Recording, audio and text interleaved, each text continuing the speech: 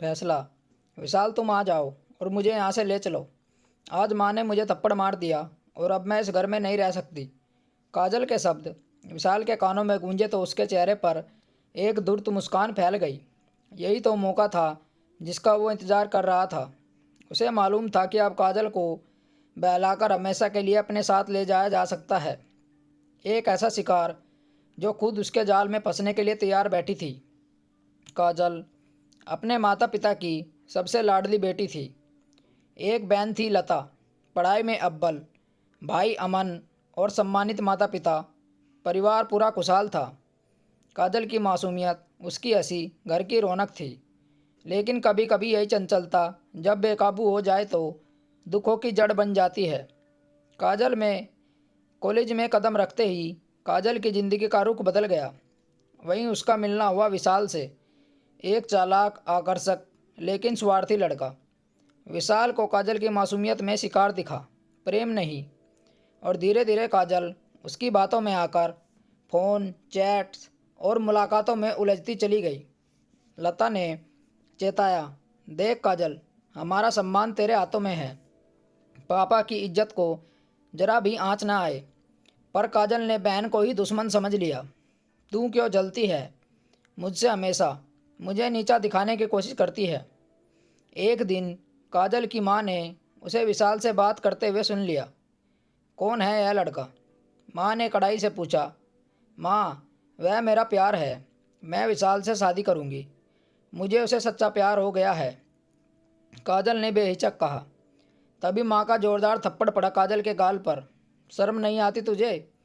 तेरी बहन की शादी नहीं हुई, भाई अभी पढ़ाई में है और तू शादी के सपने देख रही है, बेशर्म कहीं की। यह सब बात काजल को चुभ गई।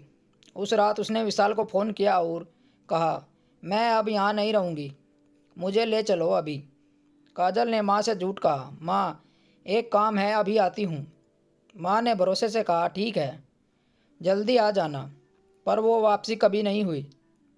कुछ देर बाद माँ ने लता से पूछा, काजल कहाँ रह गई? लता ने घबराकर अमन को चौराहे पर भेज दिया। दुकानदार बोला, बेटा काजल एक लड़के के साथ बैठकर कहीं चली गई है। अमन को जैसे किसी ने छाती पर वार कर दिया हो। जब यह खबर उसके पिता तक पहुंची तो वह वहीं बेहोश होकर गिर पड़े।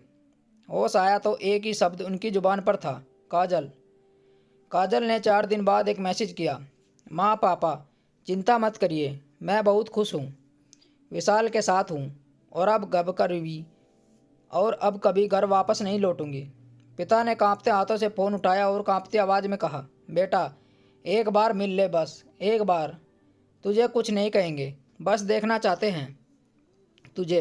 पर काजल का जवाब, पापा आपने मुझे कभी नहीं समझा, हमेशा लता की तारीफ़ की, अमन की तारीफ़ की, मुझे बस जिम्मेदारी समझा। विशाल मुझे उस प्यार में रख रहा है जैसे आपने कभी नहीं रखा। माँ ने फ़ोन छीना और चीखती हुई बोली, अभी 2 दिन भी नहीं हुए और तू बोल रही है कि वह तुझे खुश रख रहा है? जिस मर्द ने तुझे बहकाया है वह कब तक साथ निभाएगा? आज नहीं तो कल तुझे पता चलेगा बेटी। लेकिन काजल अब बदल चुकी थी। उसकी आवाज़ में वह मासूमियत नहीं बल्कि अहंकार था। माँ अब आप मुझे भूल जाइए, मैं ज़िंदगी अपनी मर्ज़ी से जीऊँगी। पिता हर रोज़ उस मंदिर के बाहर बैठ जाते जहाँ काजल बचपन में झूला झूलती थी। हर लड़की को देखते और फिर आंखें भीग जाती, यह काजल नहीं है। रात को नींद नहीं आती। माँ खाना छोड़ चुकी थी, भाई ने पढ़ाई छोड़ दी और नौकरी में लग गया ताकि घर का खर्चा चले। एक दिन पिता ने फिर एक आखिरी कोर किया और कहा, बेटी मेरी तो उम्र निकल गई है, तू जो कर रही है कर। पर कभी तेरे पापा ने तुझे कुछ ज़्यादा मांगा था? बस एक बात बता दे, तू वाकई खुश है ना? बस सच बता दे, फिर कभी फ़ोन नहीं करेंगे।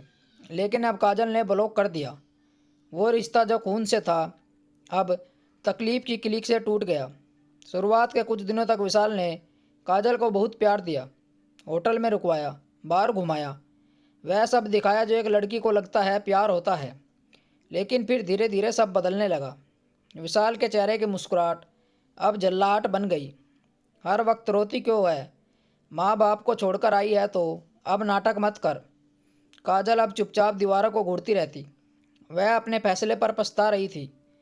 किसी होटल में कमरे में बिना पहचान जी रही थी।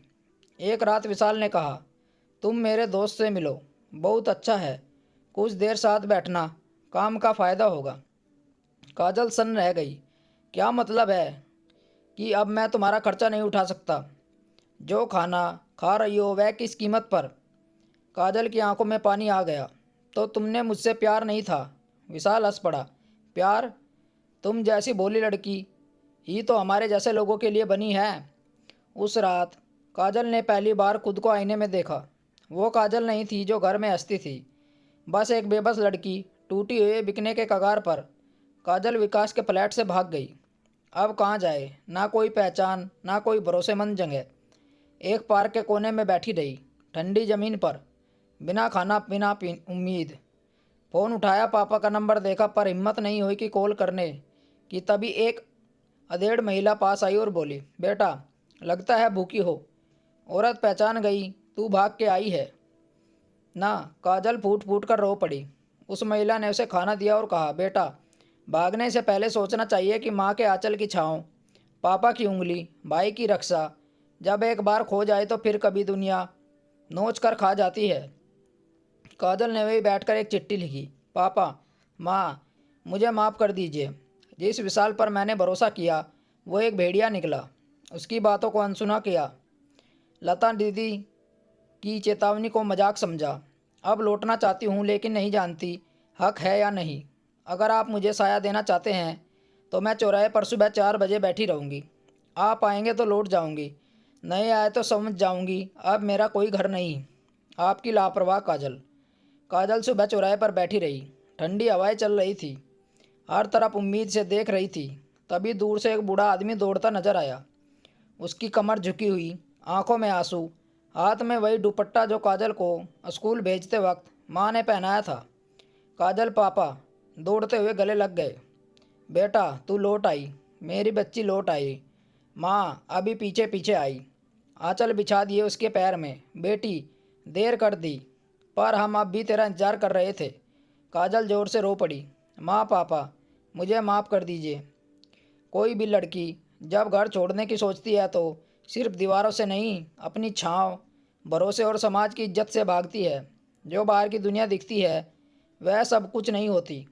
उसमें अक्सर प्यार के नाम पर धोखा, सुरक्षा के नाम पर शोषण और सपनों के बदले बर्बादी मिलती है। बेटियों को एक सशक्त, संदेशशील और समझदारी भरा संदेश देना बहुत ज़रूरी है, ताकि वे अपने जीवन के फैसले सोच समझ कर लें। तो दोस्तों, आपको कहानी अच्छी लगी हो तो चैनल को सब्सक्राइब ज़रूर करें और अपनी राय कमेंट बॉक्स में ज़रूर दें। मिलते हैं आपसे एक और अच्छी कहानी के साथ। कहानी सुनने के लिए धन्यवाद। राम राम दोस्तों।